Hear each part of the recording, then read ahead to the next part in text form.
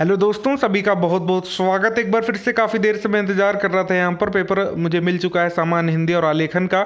यहाँ पर इसका रिव्यू कर लेते हैं। काफ़ी प्रैक्टिस हमने कराई अपने पेड बैच में, और वीडियोस भी जो आपके लिए फ्री रखे गए थे उससे काफ़ी आपको हेल्प मिली होगी ज़रूर से ज़रूर, भले ही आप अब रिकॉग्नाइज करें या फिर नहीं। ठीक है, तो सबसे पहली बात कर लेते हैं। यहाँ पर जो आपका पहला 21 नंबर का क्वेश्चन होता है, यहाँ पर आपको गद्यावतरण आता है। गद्यावतरण हाँ थोड़ा सा यहाँ पर ट्रिकी था। अगर आप बहुत इस तरह की चीज़ें कम पढ़ते हैं तो हो सकता है आपने काफ़ी टाइम वेस्ट किया इसको पूरी तरह से ग्रैस्प करने में और समझने में। ठीक है, और ग्रैस्प करने में अगर समय लिया होगा तो आपका हो सकता है सारांश अच्छा ना लिखा गया हो। तो इसमें कुल मिलाकर सिर्फ एक शिक्षा और संस्कृति की बात की गई है। अभी मैं गूगल पर डाल करके इसको चेक करूँगा। ये किसी स्पीच से उठाया गया है बेसिकली। तो यूपीपीसीएस वाले यही करते हैं, किसी फेमस स्पीच से उठाया गया है, और मैं इसको ज़रूर सर्च करूँगा। ठीक है, तो किसी की स्पीच से उठाया गया ये आपका एक पार्ट है, गद्यावतरण है। इसमें शिक्षा और संस्कृति की बात की गई कुल मिलाकर के, कि आजकल मतलब जब भी ये बोला गया है इसमें बताया गया है कि शिक्षा और संस्कृति आपस में जुड़े हुए हैं। खाली शिक्षा मिलने से कुछ नहीं होगा, जानकारियाँ रखने से नहीं होगा, अगर वो आपके चरित्र में निर्माण नहीं करता है, अगर संस्कृति का समन्वय ना देखने को मिले शिक्षा में तो। और यहाँ तक ये भी कहा गया है इसमें सेकेंड पैराग्राफ में कि संस्कृति का ही एक पार्ट है शिक्षा, ये इसमें कहा गया है।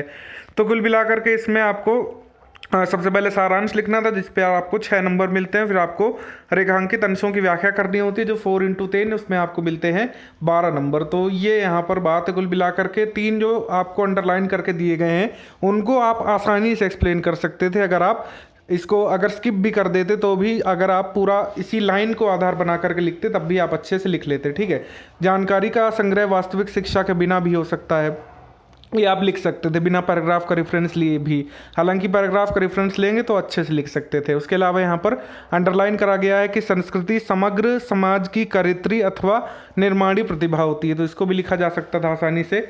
शिक्षा वास्तव में संस्कृति का एक महत्वपूर्ण उपकरण है, शिक्षा का काम संस्कार देना है, ये भी आसानी से लिखा जा सकता था इसमें। तो कुल मिलाकर के मैं ये मानता हूँ कि सारांश में भले ही आपको थोड़ी सी दिक्कत हुई हो, और मगर व्याख्या आपने अच्छे से कर ली होगी। ठीक है, सभी लोगों ने। अच्छा, इसकी टाइटल की अगर बात कर ले, शीर्षक की, तो मेरे हिसाब से सबसे सेफेस्ट यही था कि आप शिक्षा और संस्कृति का समन्वय लिख दें। बाकी आपने क्या क्या लिखा है बताइएगा मुझको कमेंट करके। मेरे हिसाब से सेफ जोन यही था, ज़्यादा टाइम भी ना वेस्ट करें, या डायरेक्ट ये लिखें और निकलें। ठीक है, बाकी एग्जामिनर देख लेगा उसको 3 में से कितने नंबर देने हैं।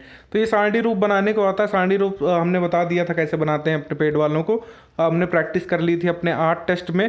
और जिन लोगों ने हमारा पैकेज खरीदा है वो जरूर बताइएगा कमेंट करके कि उनको फ़ायदा मिला है इससे या फिर नहीं।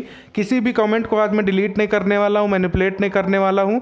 और अगर यहाँ पर मेरे पेड बैच के लोग देख रहे हैं तो प्लीज़ अपना ऑनेस्ट रिव्यू ज़रूर लिखिएगा, अच्छा बुरा जैसा भी आपको फील हुआ, जो भी मैंने आपको बताया समझाया, हमारे टेस्ट हुए उससे आपको कुछ फ़ायदा मिला है या फिर नहीं।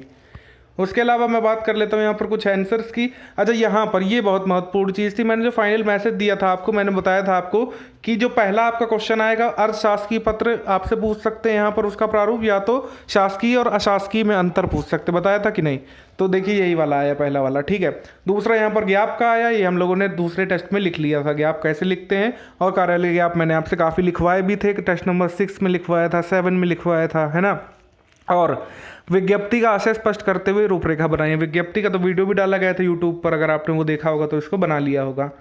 तो ये कुल मिलाकर के 8-8 नंबर के हैं। अब ये डिपेंड करता है कि एग्जामिनर कितना मार्क्स देना चाहे, लेकिन बात वही है कि आपको पता तो हो कि लिखना क्या है। रूपरेखा अगर बनाने को कहा है तो आपको अंडरलाइन, वो जो लाइन डॉट डॉट वाली वो चीज़ बनानी थी। अगर आपसे प्रारूप बोला है तो आपको वो भी बनाना था, हर एक चीज़ के बारे में लिखना भी था। ठीक है, अब बात कर लेते हैं यहाँ पर पारिभाषिक शब्दावली की। इस पर लोग मेरे पेड ग्रुप पे काफ़ी परेशान हो रहे थे। मैंने बोला था कि आसानी पूछेंगे, और जो आपकी नॉर्मल बुक्स होती हैं सभी बुक्स से ही आए, कोई ऐसा अजीब सा नहीं आया जो कहीं मिल ना रहा हो। ठीक है, सब मिल गए हैं। तो एडमिनिस्ट्रेटिव का मतलब हो जाएगा प्रशासनिक, सिविल डिफेंस का नागरिक रक्षा, कॉग्निजेबल ऑफेंस का हो जाएगा संज्ञेय अपराध, एटिकेट का शिष्टाचार। ठीक है जी, और ग्रांट इन एड का हो जाएगा सहायक अनुदान। उसके अलावा ग्राहक का पैटर्न अगर आपने लिखा है तो ठीक है, कस्टमर भी मेरे हिसाब से एक्सेप्टेबल है। और अंडर प्रोबेशन का मतलब हो जाता है परिवीक्षाधीन, और क्या नाम से अंडर प्रोबेशन भी लिख सकते हैं या फिर प्रोबेशनरी भी लिख सकते हैं मेरे हिसाब से। अगर आपने दोनों में से कोई एक लिखा है तो मेरे हिसाब से सही है बिल्कुल। प्राधिकरण का हो जाएगा ऑथराइजेशन, और स्वरोजगार का हो जाएगा आपका सेल्फ एम्प्लॉयमेंट, और अपरिहार्य का हो जाएगा आपका कंपलसरी। कागजी घोड़े दौड़ाना, यहाँ पर कागजी कार्रवाई करना, अंगूठा दिखाना, यहाँ पर धोखा देना, मतलब ठीक है। और अपनी करनी पार उतरनी, होनहार बिरवान के होत चीखने पात। होनहार बिरवान के होत चीखने पात का क्या मतलब है कि प्रतिभावान व्यक्ति जो होता है वो तुरंत ही दिखने लगता है। ये मतलब कुल मिला के ऐसा कोई नहीं था। अच्छा, फिफ्थ वाले को कोई बताइए कमेंट करके, अगर आपको पता है तो। फिफ्थ वाले में आपने क्या लिखा है, देखते हैं किसको पता है ये वाला। पहले चार तो आसान थे, ठीक है। मुहावरे भी कोई इतने दुख देने वाले नहीं थे। जहां पर खेल किया यूपी बीसीएस ने वो है ये आखिरी वाला क्वेश्चन, जिस पर किसी की निगाह नहीं गई थी, वहीं पर उन्होंने कह दिया है कि आइए आइए आपको चौंकाते हैं, ठीक है। यहाँ पर मैंने तैयारी जो आपको करवाई थी टेस्ट में, या फिर किसी ने भी करवाई होगी अपनी कोचिंग में, वो ये सोचकर करवाई थी या तो 5x2 क्वेश्चन आएगा, ठीक है, या तो 10 नंबर का एक क्वेश्चन आएगा, या 5 नंबर के 2 लॉन्ग पूछेगा, या तो 10 नंबर का एक बड़ा लॉन्ग क्वेश्चन पूछेगा। लेकिन यहाँ कर दिया इन्होंने खेल।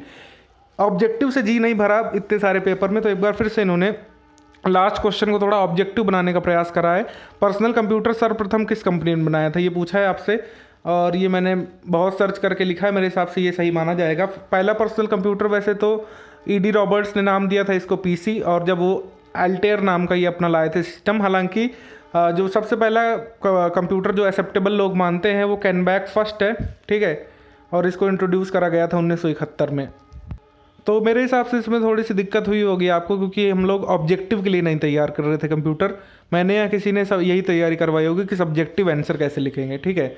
उसके अलावा अगर आप देखें तो एमएस वर्ड क्या है, तो इसमें क्या है का मतलब ये है कि एग्जैक्टली आपको पता होना चाहिए कि क्या है, ठीक है। सबसे पहले तो वर्ड प्रोसेसर है, वो ये आपको लिखना था। मतलब 2 लाइन तो कम से कम लिखेंगे आप इसमें, मेरा मानना है। ऐसा नहीं है कि खाली वर्ड प्रोसेसर लिख देंगे तो पूरे 2 मिल जाएंगे।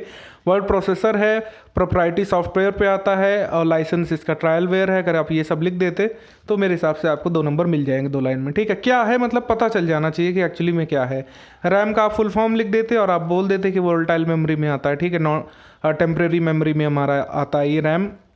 पेन ड्राइव क्या है, पेन ड्राइव एक फ्लैश ड्राइव है जो यूएसबी इंटरफेस को यूज़ करती है, और एक फ्लैश मेमोरी है हमारी, ठीक है। ये आप लिख सकते थे इसमें।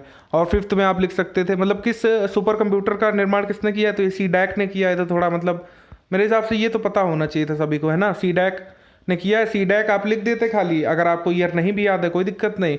सीडैक का अगर आपको फुल फॉर्म पता है तो मेरे हिसाब से 2 में से 2 मिल जाने चाहिए आपको, ठीक है। तो ये कुल मिलाकर के बात है इसमें, ऊपर नीचे दाएं बाएं कुल मिलाकर के काफ़ी हमने सहयोग किया आपका। हमारे पेड मेंबर्स आपको बताएंगे, कमेंट सेक्शन में आप लोग पढ़ लीजिएगा, ठीक है। बाकी किसी भी कमेंट को मैं डिलीट नहीं करूँगा यहाँ पर। जो भी आपका रिव्यू है आप लोग ज़रूर दीजिएगा। Thank you.